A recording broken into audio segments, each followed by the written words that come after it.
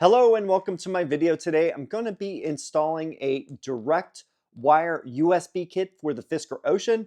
It's going to be attached to the fuse box that's near the driver's seat to the left of the steering wheel. You could use this for powering items such as dash cams or ambient lighting modules, or even Android Auto and Apple CarPlay devices, such as the one that I'm going to be installing with the OS 2.6 update. So I'm going to unbox it and show you all the steps for installation. So let's get started. Here is the package, and I'll bring it a little bit closer here so you can read it. It says it's a 9.68 foot USB-C dash cam Hardwire car dash camera Type C USB kit. So let's open it up and see what's inside. We have a number of different fuses here. We have standard fuses, we have mini fuses, and we have the mini 2 fuse. We have a plastic pry bar for installation. This is the fuse tap that I am going to be using. This is for a mini fuse. I am going to insert it. What we have is a 5 amp fuse. We're going to insert that on the top.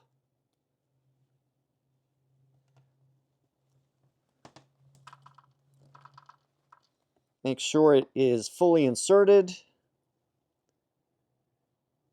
And then we're going to take the fuse from the fuse box that we're going to use that slot, and we're going to insert it in the lower portion right here. We also have to make sure that we orientate this correctly in the fuse box. This is the line and this is the load. We have to make sure that we use the line because we want this to be in parallel and not in series. So what we need to do is we're going to use a multimeter to test each of the slots that this is going to go into. Whichever one has the 12 volt is going to be the line, and the other one's going to be 0 or close to 0. And we have to make sure that we have to insert this one in the line slot so that this works correctly for the fuses.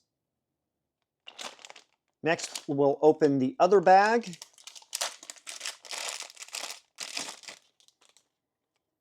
And here is the module.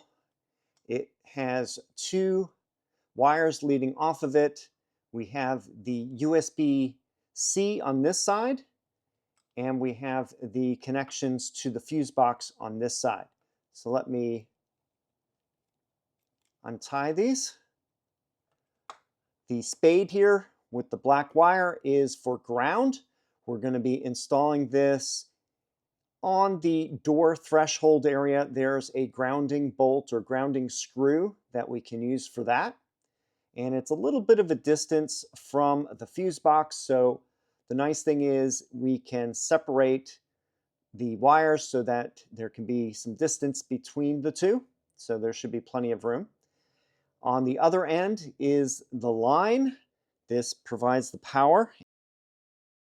So now we're going to connect the lead from the module to the fuse tap, and I'm going to insert that, and then I'm going to slide this over and lock it in place, and there we go.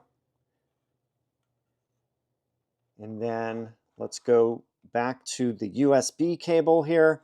This is about 9 feet long, and this should be plenty enough to reach any device that you need to use. For example, if you have a dash cam that's near the windshield rear view mirror area, you can route this up along the windshield A-pillar, across the top of the windshield, and then directly connect this into your dash cam. A lot of dash cams now are USB-C. However, if yours is mini USB or micro USB, I have a link for this kit. They have 2 other options. You could get the other connectors if you wish. I prefer to use USB-C since it's modern and it connects with more items now. Another thing is if you want to connect this to a USB-A device, you may need to use an adapter, and that's what I have right here. I got one of these USB-C to USB-A female to female adapter here, so I can just attach this right here.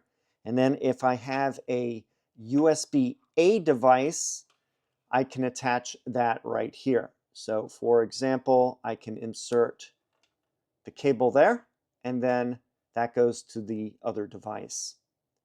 This is pretty common for my ambient lighting. Most of them are with USB-A cables. Also, I can use this with the new CarLink kit that came with the OS 2.6 update. If I want to direct wire that Android Auto Apple CarPlay device, I can use this to keep it powered. So that's about it for the USB connection. I'm going to take all this out to the car and I'll install it. Oh, before I forget, I have a printout here of the interior cabin fuse box, and going through the list of fuses, I find that fuse RF35, which is the rear USB ports, is a good fuse to use since it is a accessory fuse, which means when the car is off, that will also turn off, which I think is good because then you don't have any extra power drain on the 12-volt battery. However, if you had a device that needed to be on all the time, you could use the front USB. That is a different fuse. Going through the list, that would be RF21. But I feel the best one to use in this situation is the RF35. The first thing we're going to remove is the door threshold trim piece right here. You can use a plastic pry bar to loosen it up and then pull it out. If any of these clips fall off into these holes right here, make sure you get them out and put them back on the trim piece. Next, we're going to pull back on the weather stripping right here. And we'll have access to the panel. We're going to pull this one off, unclip it at the bottom and then at the top. Then we need to take this piece off.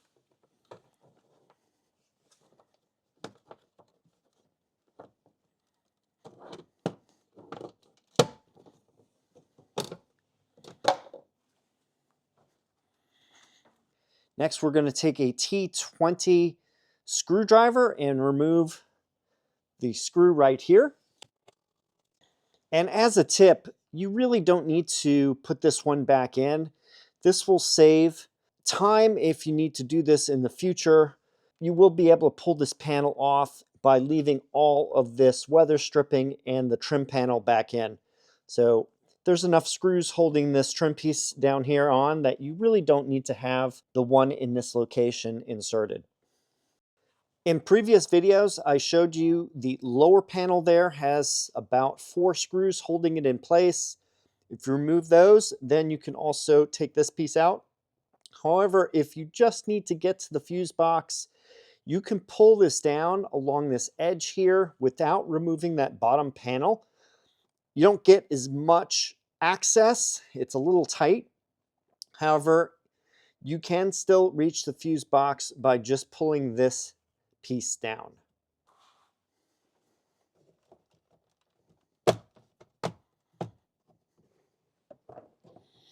And the fuse box is right in here.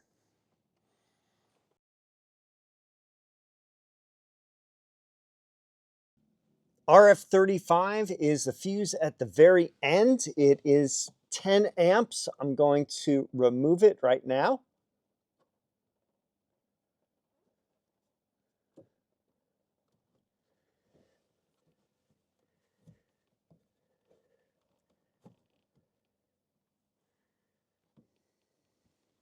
So when we remove the door threshold piece, there are two grounding straps right here.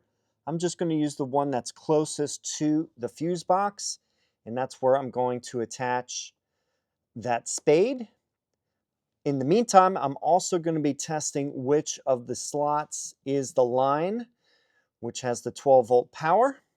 So I am going to put my multimeter on the ground, and then I'm going to put the other one in the slot and test the voltage.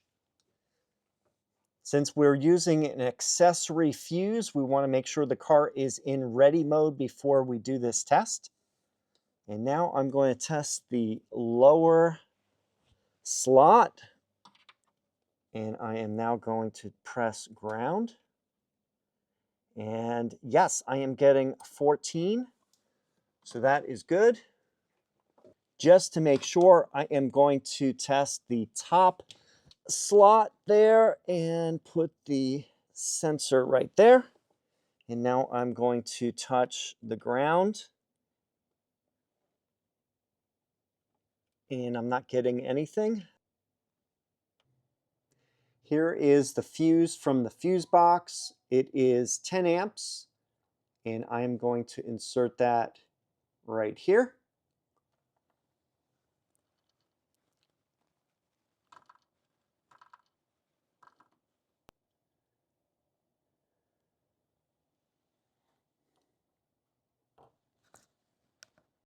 So now that we know that the bottom slot here is the line, we need to insert the fuse tap so that it is going in this direction. So it's going to be coming in at this angle, and I am going to insert it.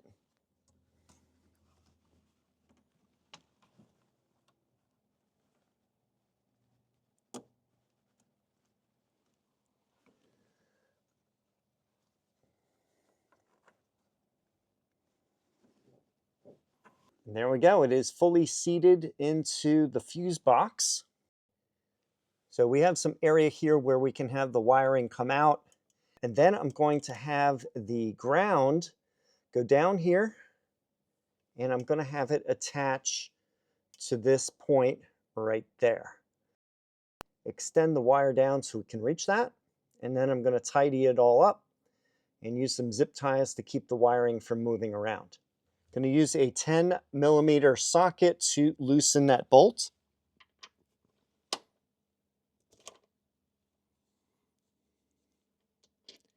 Do not remove it.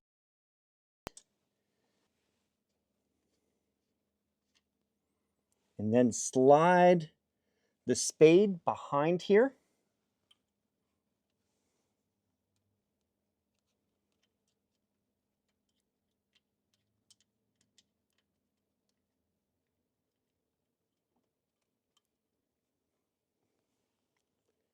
I'm just going to tighten it, hand tighten it.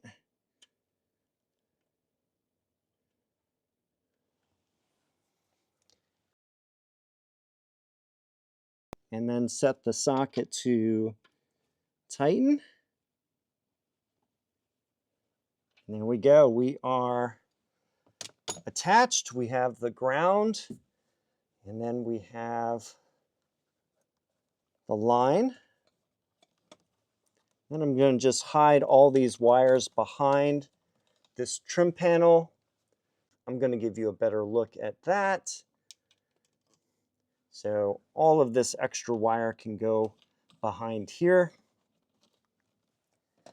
Since this module here can be also hidden behind this, I'm just going to take all the wire here.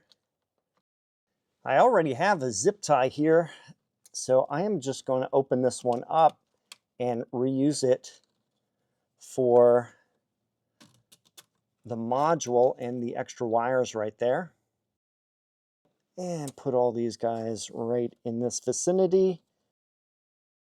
And now the USB wire itself, I can just route underneath the panel here and make it go all the way down to the center console area if I want to hook up devices there, Or if I want to use the dash cam, I can route this wire up the A-pillar and across the windshield to the rear view mirror area. Before I finish everything up here, putting everything back to where it originally was located, I want to test the USB power. So I happen to have a battery case right here. I am going to just directly attach the USB to it. And since the car is off, it's not in ready mode, you'll notice that there's no LED lights. So that's what we want to see. Now I'm going to turn the car on. So let me do that right now. And the car is on and you can see the LED lights. So that's good. That means we have power through the cable and the fuse setup worked great. All right, so I've taken that USB cable and put it behind this trim panel here, routed it along to the center, and then up and then into the area right here where I have a bunch of devices. With everything working, I can now put this back together. Carefully put the trim clips into the openings along here. You may need to bend this up a little bit and add an angle, but they should fit in.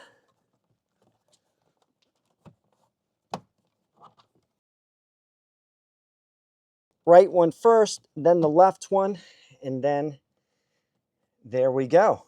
And then we just put all of the other items back where they belong. We'll be done.